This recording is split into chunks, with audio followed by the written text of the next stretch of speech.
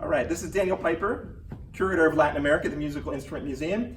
I like to say that culture is a basic human need, and music, which is practiced around the world in so many situations of life, is certainly a basic need of ours. So we'd like to bring some of what music represents, some of my favorite artists and instruments and stories directly to you at home. So Cuba was one of my first loves of music in Latin America. I've traveled there several times, met many Cuban musicians, and of course, we're familiar with, some of us, great Cuban music like Cuban son, and the Buena Vista Social Club was brought to the world in the 90s.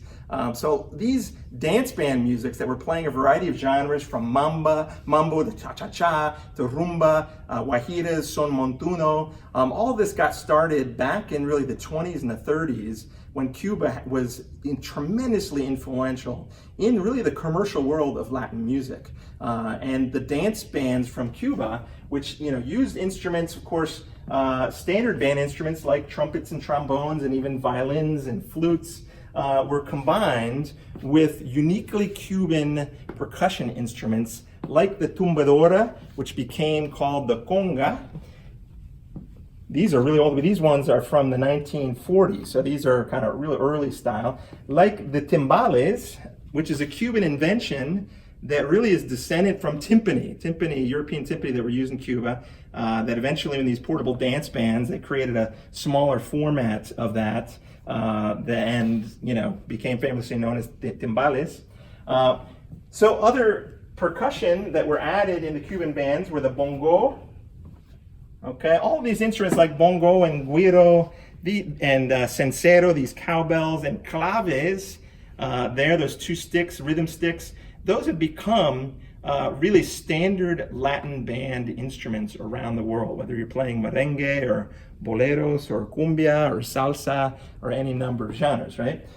What a lot of people don't always appreciate fully is how much the African roots in Cuba and other countries in the Caribbean have played into this wonderful music, that we know and is enjoyed around the world.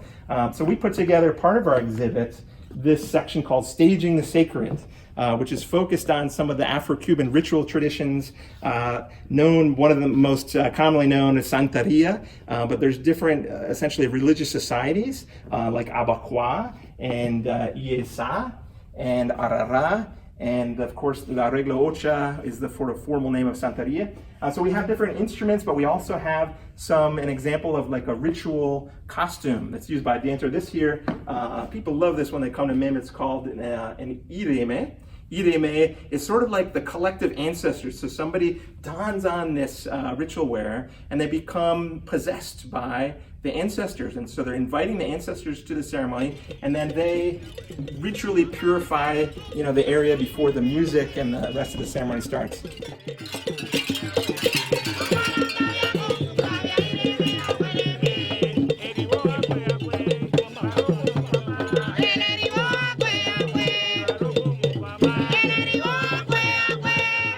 Íreme is also adds to the music, because while dancing it has these three cowbells, which then jingle and create rhythm.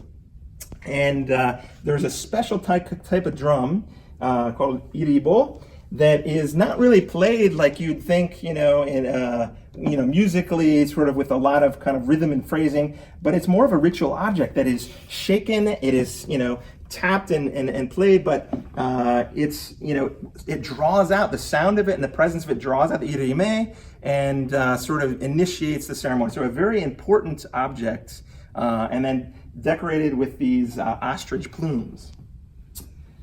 So some of the other instruments, one of the ones I really want to focus on, two things, is the fact that, being ritual drums, so these hourglass drums, this is called a batá. So you have a larger head on this side, and then you have a smaller head on the other side, both with different tones. And three of these batá are played simultaneously, while there's also singing and dancing and sometimes some other instruments.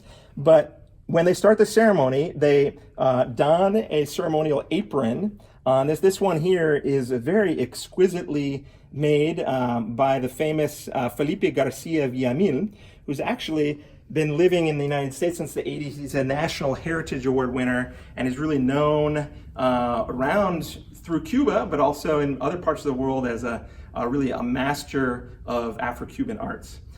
So we're proud to have his beadwork and ceremonial aprons here. The last instrument, and this is really exciting to me personally because I've been following this band called Irakere for many years now. The original musicians, eventually many of them went on to have solo careers. Here's a photo of them from the 1970s here when they were really getting going. You have musicians, the leader was Oscar Valdés, a great Cuban piano player. And then you have the trumpet player, Arturo Sandoval. And then Paquito de Rivera on saxophone, and a number of other like really important musicians. So these guys were like the best jazz players in all of Cuba at the time. And so they brought this project together to fuse the most contemporary, innovative jazz with Cuban salsa or timba, as they call it, and with the Afro-Cuban, arts from the religious societies, and create a new sound like no other. And only these guys, who were just like the most brilliant musicians, were able to organically and fluidly do this. So they toured the world for about 20 years or so, won a Grammy, and one of the sets of instruments that they used during this time were these sets of 3 batá. Originally, the lead percussionist and singer Oscar Valdés made these in 1949 when he was a teenager, under the guidance of his master Afro-Cuban drummer, and he played them in rituals for 20 years. And then he transformed them into the 70s using these metal tuning lugs. If you can see closely, the original ones didn't have these. He set on these metal tuning lugs so that they could become stage instruments and be able to travel with them. But these are the original instruments that he's had that whole time, and he toured the world with them. And then he put them on a wall in his house in Havana, Cuba in the mid-90s. So we're proud to have Irakere's drums here, and we're proud to share with you in your homes a little bit of Cuba right here from the Musical Instrument Museum.